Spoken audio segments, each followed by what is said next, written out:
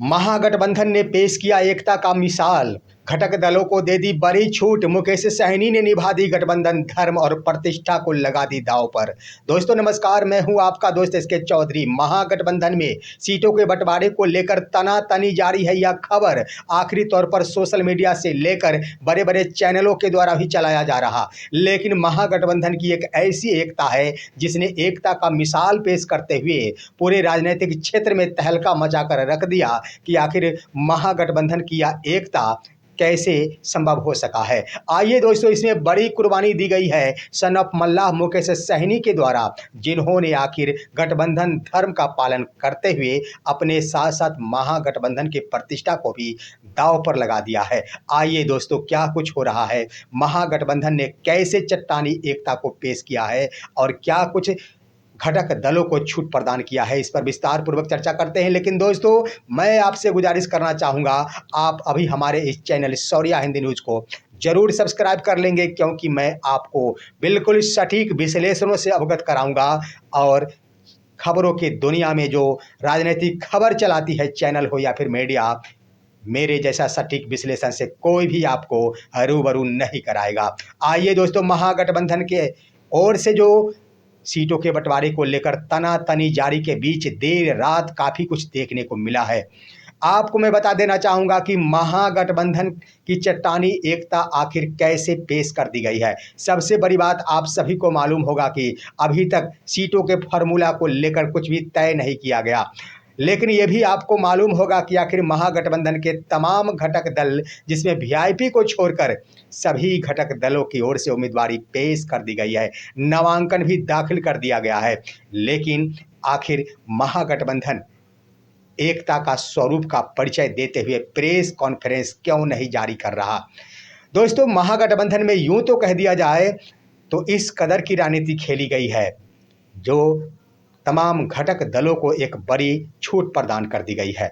एक तरह से दूसरे रूप में इसे इस रूप में कहा जा सकता है तो महागठबंधन अभी भी अटूट, महागठबंधन में चट्टानी एकता मौजूद है, लेकिन इसे दूसरे रूप में कहा जा सकता तो महागठबंधन टूट भी चुका है। और टूटकर जब किसी के द्वारा भी ऐलान नहीं किया जाएगा कि मैं टूट चुका हूँ, इस गठबंधन से नाता तोड़ चुका हूँ, तो वह टूट नहीं माना जाएगा। आखिर कौन सी मजबूरी है जो घटक दलों के स्तर से प्रेस कॉन्फ्रेंस या फिर मीडिया में बयानी नहीं दी जा रही है कि मैं गठबंधन से दूर हूँ, महागठबंधन से अलग हूँ, अलग चुनाव लड़ूंगा।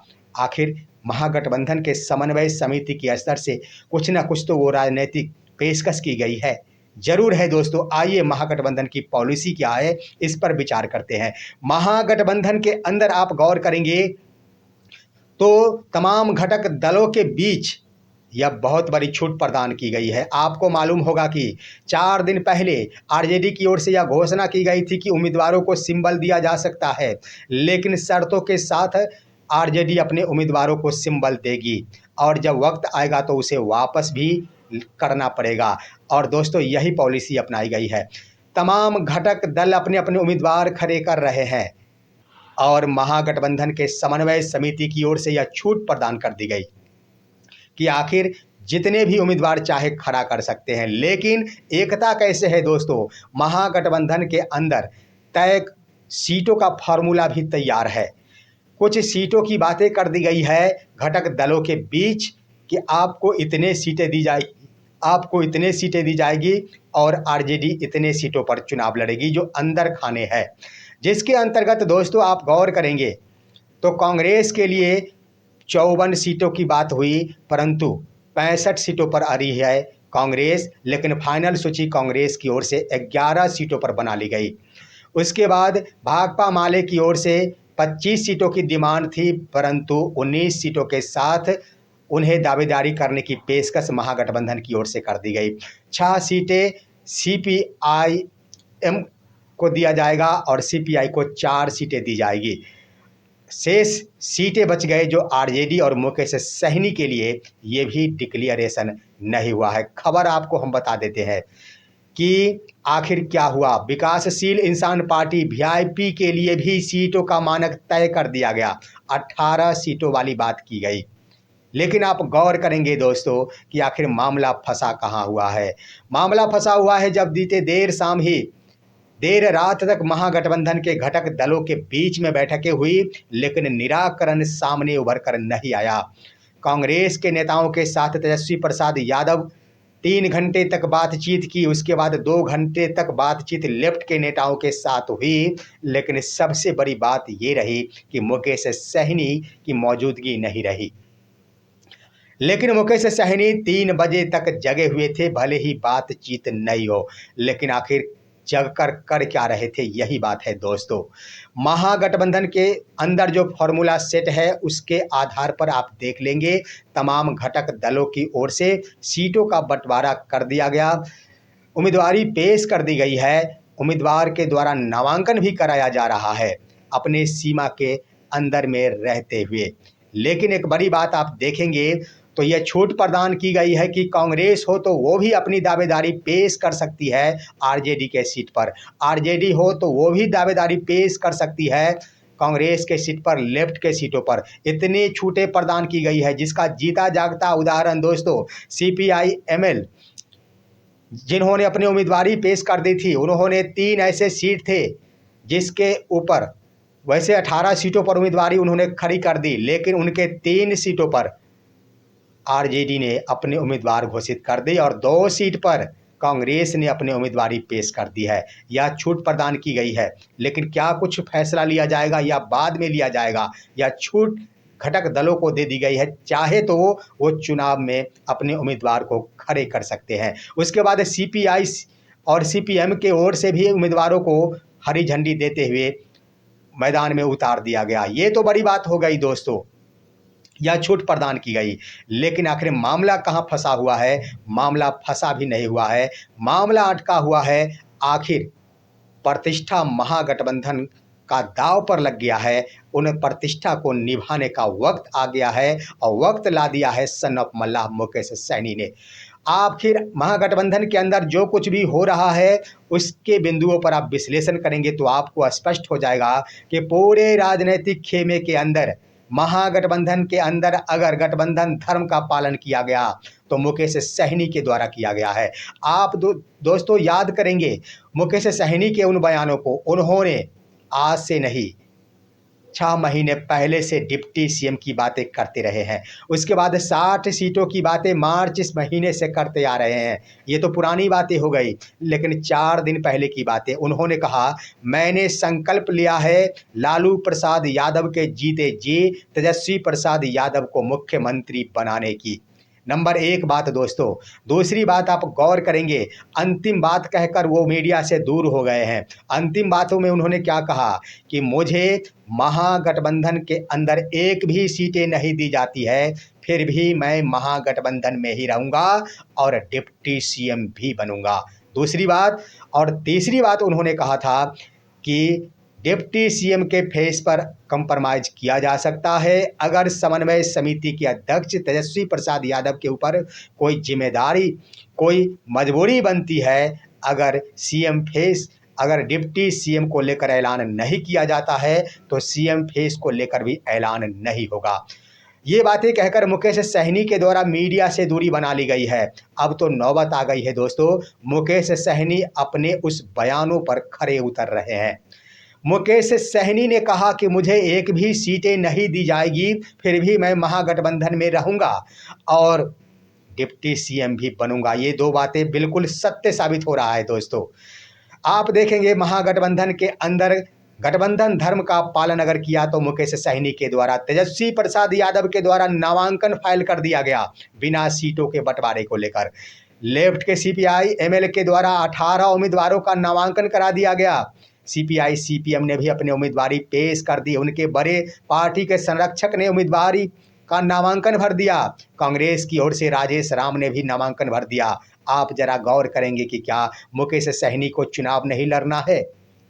मुकेश सहनी आखिर क्यों नहीं चुनावी मैदान में कूद रहे हैं? मुकेश सहनी आखिर क्यों कह रहे हैं कि मुझे एक भी सीट नहीं मिलेगी, फिर भी महागठबंधन में रहूंगा?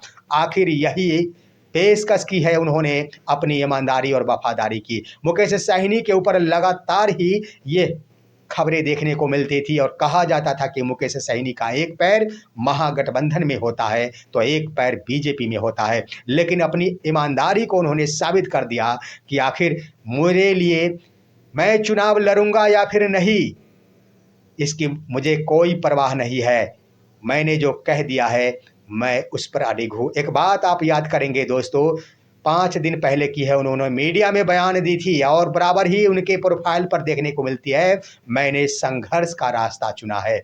दोस्तों ये बात सत्य है, बिल्कुल सत्य है कि मुकेश सहनी के द्वारा अंतिम रूप से निर्णय लिया जा चुका है। मैं एक भी सीट मुझे नहीं मिलती है फिर भी महागठबंधन में रहूंगा। लेकिन आखिर मुकेश सहनी क्यों रिजिड है? दोस्तों मैं बता देना चाहूँगा कि 3 बजे 15 अक्टूबर 2025 3 बजे सुबह के बाद मुकेश सहनी का कॉन्टेक्ट टूट चुका है। मुकेश सहनी अपने मोबाइल को ऑफ रख कर लिए हैं। मुकेश सहनी अब कदापि दोबारा तेजस्वी प्रसाद यादव के घर पर बैठक में नहीं जाएंगे, क्योंकि उनके स्तर से लगभग 10 बार बैठकें हो चुकी है। अंतिम अल्टीमेटम ही दे दिया गया है और उन्होंने क्या दिया है दोस्तों, उनकी बस एक डिमांड थी कि जो भी होना चाहिए प्रेस कॉन्फ्रेंस के माध्यम से होना चाहिए। लेकिन आखिर प्रेस कॉन्फ्रेंस क्यों नहीं किया जा रहा है, यह बड़ी बात है।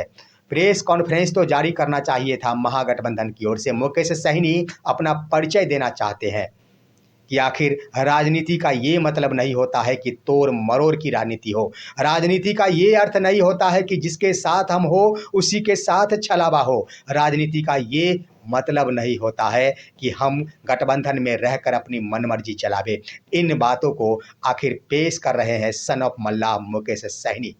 रह गई बात आखिर मुकेश सहनी सीटों पर तो बंटवारा करेंगे, ये भी बात सत्य है, लेकिन सीटों पर समझौता के बाद डिप्टी सीएम का पद उन्हें चाहिए तो चाहिए। क्यों चाहिए दोस्तों, आप गौर करेंगे 60 सीटों वाली बात उन्होंने अपने मुख से नहीं किया था। इसका भी खुलासा होगा मुकेश सहनी को 60 सीटों की डिमांड करने को किसने कहा था, ये खुलासा मैं नहीं करूंगा।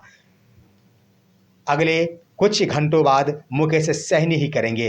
मुकेश सहनी को डिप्टी सीएम के उम्मीदवार के रूप में खुद को पेश करने की बात किसने कहा था, इसका भी खुलासा मुकेश सहनी करेंगे कुछ घंटे बाद। लेकिन इस बीच जो कुछ घंटे शेष रह गए हैं, महागठबंधन के प्रतिष्ठा को दांव पर लगा दिया गया है। यहाँ पर मुकेश सहनी घबरा नहीं रहे हैं। मुकेश सहनी ने एकता का परिचय दिया है। सबसे बड़ी बात उन्होंने कुर्बानी दी कि मैंने संघर्ष का रास्ता चुना है। तमाम घटक दलों के बीच आप देखेंगे तो जितना सहयोग मुकेश सहनी के नेताओं और कार्यकर्ताओं के द्वारा मुकेश सहनी की वीआईपी पार्टी को दिया गया, आखिर किसी भी पार्टी के द्वारा नहीं दिया गया है। हर दल के उम्मीदवार नेता दल बदल कर रहे हैं। हर दल का टूट विघटन हो चुका है, चाहे बीजेपी हो, जदयू हो, राजद हो, कांग्रेस हो।